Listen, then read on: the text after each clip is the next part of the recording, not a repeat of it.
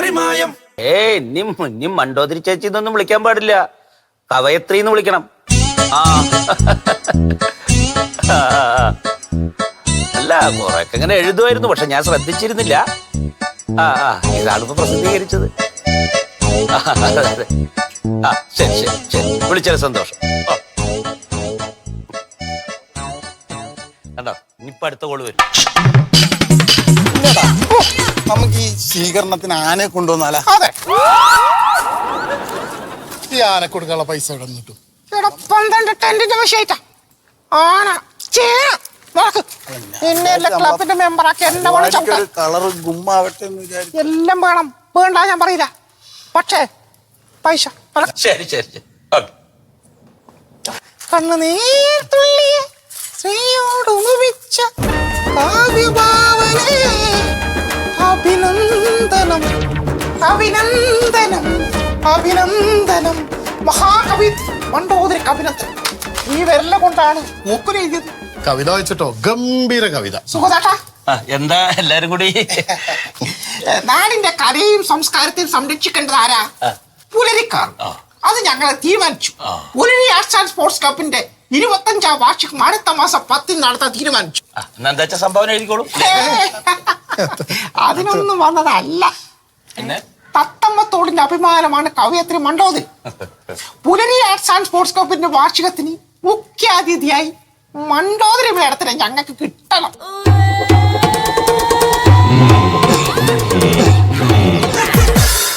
Chief guest.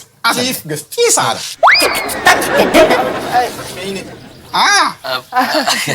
അതൊക്കെ വേണോ? അതല്ലേ ഞങ്ങൾ ആഗ്രഹമാണ്. തകർക്കോ പുലരിക്കാണ്? അല്ല, നിങ്ങളുടെയൊക്കെ ആഗ്രഹം അങ്ങനെയാണെങ്കിൽ മണ്ടുവരും.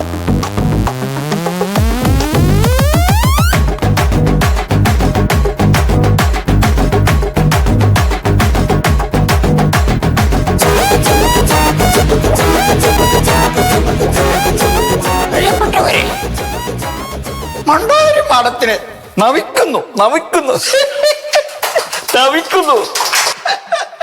എത്ര മനോഹരമായ കവിത! മണ്ടോദരി മാഡത്തെ ഞാൻ മിക്കവാറും ദിവസങ്ങളെ കാണാറുണ്ട്. അവരുടെ ഭർത്താവ് എന്റെ ഏറ്റവും പ്രിയപ്പെട്ട സുഹൃത്താണ്, സുഹൃതൻ. ആ വീട്ടിൽ ഞാൻ ഇടയ്ക്കിടയ്ക്ക് പോകാറുണ്ട്. പോകുമ്പോഴൊക്കെ എനിക്ക് ചായ കൊണ്ടുതരും, പലഹാരങ്ങൾ കൊണ്ടുതരും, ഒക്കെ ഞാൻ കഴിക്കും.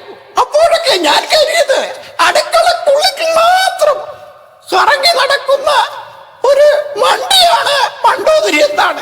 പക്ഷേ മണ്ടോദരി, ഈ അടുക്കളക്കുള്ളിൽ കഴിയുന്ന മണ്ടോദരി ഇത്രയും നല്ല ഒരു കവിയാണെന്ന് ഞാൻ സ്വപ്നം വിചാരിച്ചിട്ടില്ല.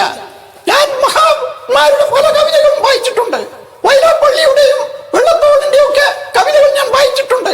അത്തരം കവിതകളോട് വളരെ സാദൃശ്യമുള്ള, അത്രയും പാണ്ഡിത്യം പ്രകടിപ്പിക്കുന്ന കവിതകളാണ് മണ്ടോദരിയുടെ കവിതകൾ എന്നത് ഇന്ന് പറയാൻ എനിക്ക് അഭിമാനമുണ്ട്. ഈ ചടങ്ങിൽ പങ്കെടുക്കാൻ കഴിഞ്ഞതിൽ ഞാൻ അഭിമാനിക്കുന്നു. അതുകൊണ്ട് ഞാൻ കൂടുതലൊന്നും സംസാരിക്കുന്നില്ല. ഇവിടെ നിങ്ങൾക്ക് എല്ലാവർക്കും എന്റെ നമസ്കാരം അർപ്പിച്ചുകൊണ്ട് ഞാൻ എന്റെ വാക്കുകൾ ചുരുക്കുന്നു. ഒന്നും വിചാരിക്കരുത്, മുഖ്യാതിഥി ചെറുതൊന്ന് മാറ്റേണ്ടി വന്നു. പേടിക്കണ്ട, അടുത്തുള്ള ഭാഷ കൊണ്ടല്ലോ മാഷന്റെ മുഖ്യാതിഥി. പിന്നെ കവിത എഴുതാത്തോണ്ട് ചെറിയ പ്രശ്നം ഉണ്ടായി. നീയേ അവിടെ പോയിട്ട് അതിന്റെ കാര്യങ്ങളൊക്കെ നോക്ക്. കേട്ടോ? ഓ, പറ്റുമെങ്കില് അടുത്ത കൊല്ലത്തേക്ക് ഒരു കവിത എഴുതി വെച്ചോ, സമയമുണ്ടല്ലോ. ശരി മാഷ, മാഷ, ഒരു പ്രശ്നമില്ല. പ്രിയമുള്ളവരെ, പ്രിയമുള്ളവരെ, മുഖ്യാതിഥി കവയത്രി മണ്ടോദരിക്ക് പൊന്നാടി അടിച്ച് സ്വീകരിക്കുന്നതാണ്.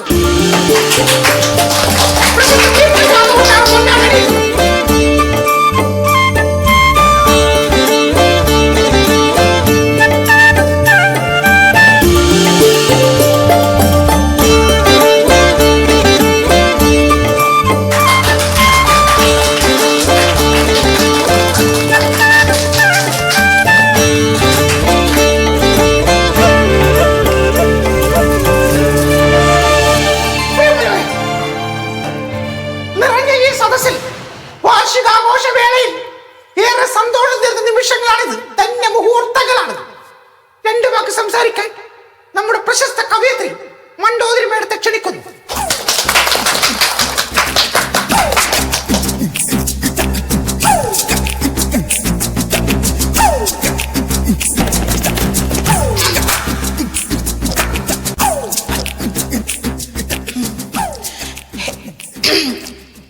എല്ലാവർക്കും നമസ്കാരം. സത്യത്തിൽ സന്തോഷം കൊണ്ട് എന്റെ മനസ്സും കണ്ണും നിറയുകയാണ്. ഒരിക്കലും ഞാൻ വിചാരിച്ചിട്ടില്ല എന്റെ കവിത ഇത്രയും വലിയ പ്രസിദ്ധിയിലേക്ക് പോകുമെന്ന്. എല്ലാ ദിവസവും കിടന്നുറങ്ങുമ്പോ ഓരോരോ കവിതകളായിട്ട് എന്റെ തലയുടെ മുമ്പിൽ വന്ന് ഇങ്ങനെ കറങ്ങും. അതിൽ ചിലതൊക്കെ ഞാൻ കുറിച്ചു വെക്കും, ചിലതിനോടൊക്കെ പോയിട്ട് പിന്നെ വരാൻ പറയും. എന്റെ സുഖദേട്ടന് ആദ്യമൊക്കെ ഞാൻ എഴുതുന്നത് എന്താണെന്ന് പോലും അറിയില്ലായിരുന്നു. പിന്നീട് അത് അദ്ദേഹം തിരിച്ചറിയാൻ തുടങ്ങി. അങ്ങനെ ഞാൻ എഴുതിയതിൽ ഏറ്റവും സുഖദേട്ടന് ഇഷ്ടപ്പെട്ട കവിതയാണ് പൂങ്കുല.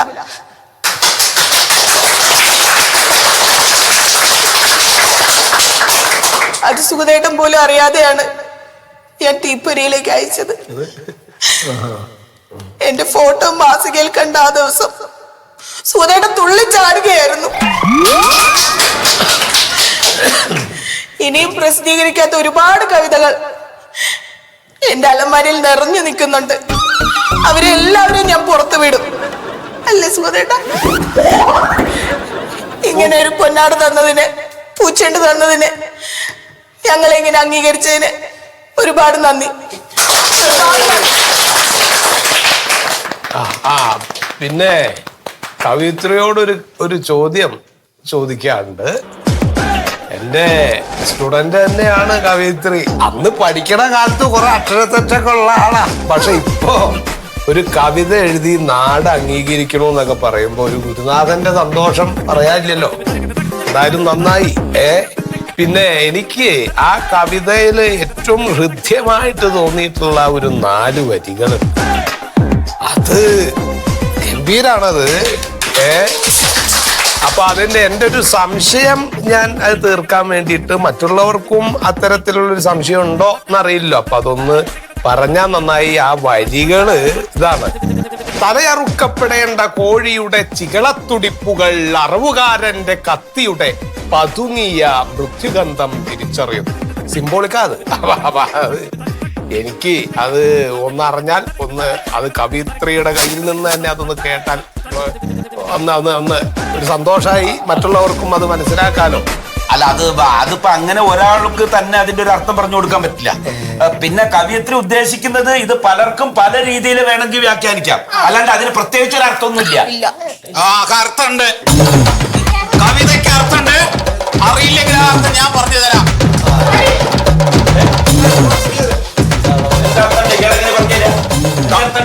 കവിതയ്ക്ക് അർത്ഥമുണ്ട്. അർത്ഥം നിങ്ങൾക്ക് അറിയില്ലെങ്കിൽ ഞാൻ പറഞ്ഞു തരാം. അതെന്തിനാണ് പറഞ്ഞു തരുന്നത്? ഇവിടെ എഴുതിയ കവിയത്രി പഠിക്കണ്ടല്ലോ. എഴുതിയ ആളാണ് പറയണത്. ഈ കവിത എഴുതിയത് ഞാനാണ്. ഇത് അയാളുടെ കവിതയല്ല, ഇത് എന്റെ കവിതയാണ്. ഓണെങ്കിലും കലത്തുന്നതിലൊക്കെ കടന്നിട്ട് പാട്ട് പാടുന്ന ഭ്രാന്തനാണ് ഇയാൾ പറയുന്ന ആരും വിശ്വസിക്കരുത്. നിങ്ങൾ ഇത്രയും കൂടിയിരിക്കുന്ന ആളുകളെ വിഡ്ഢികളാക്കരുത് സുഹൃത്തേട്ടാ. നിങ്ങൾ വിഡ്ഢികളാക്കരുത്. എന്ത് വിഡ്ഢികളാക്കി പറയുന്നത്? ഞാൻ തെളിവ് കാണിക്കാം. എന്ത് തെളിവ്? എന്റെ കയ്യിൽ തെളിവുണ്ട്. തെളിവ്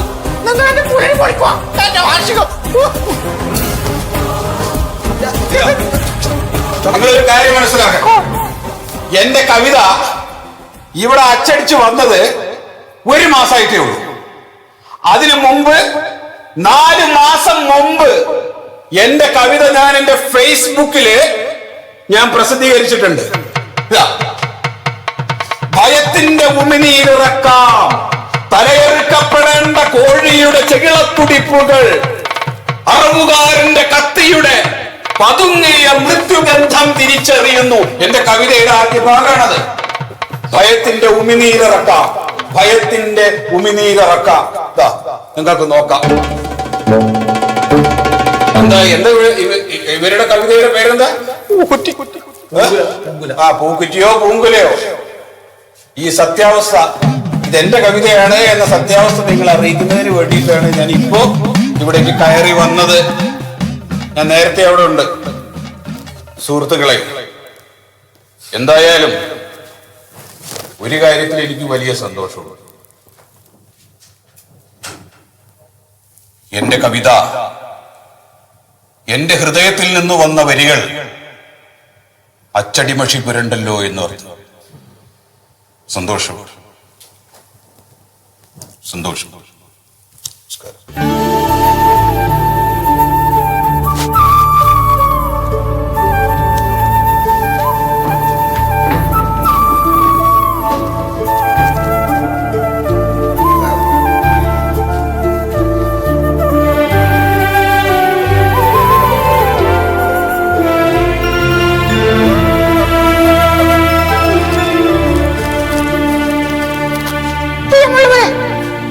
ആരും പോരുത്. പുലരി ആർട്സ് ആൻഡ് സ്പോർട്സ് ക്ലബിന്റെ ഒരു കവിതക്കല്ലി പോയി നിർത്തി പരിപാടി നടക്കാതിരിക്കൂല. പ്രിയമുള്ളവരെ, ഇന്ന് ഈ പരിപാടിയുടെ മുഖ്യാതിഥി മുണ്ടോദരിയെ മാറ്റി പ്രശസ്ത കേരളത്തിലെ അധ്യാപക അവാർഡ് ജേതാവും എന്നെ ഇന്ന് ഈ നിലയിലാക്കിയ എന്റെ പ്രശസ്ത ഗുരുനാഥനുമായ ശീതൾ സാറിനെ നിയമിച്ചിരിക്കുന്നു. അവന്റെ ഒരു മുഖ്യാതിഥി ന്യായം മായം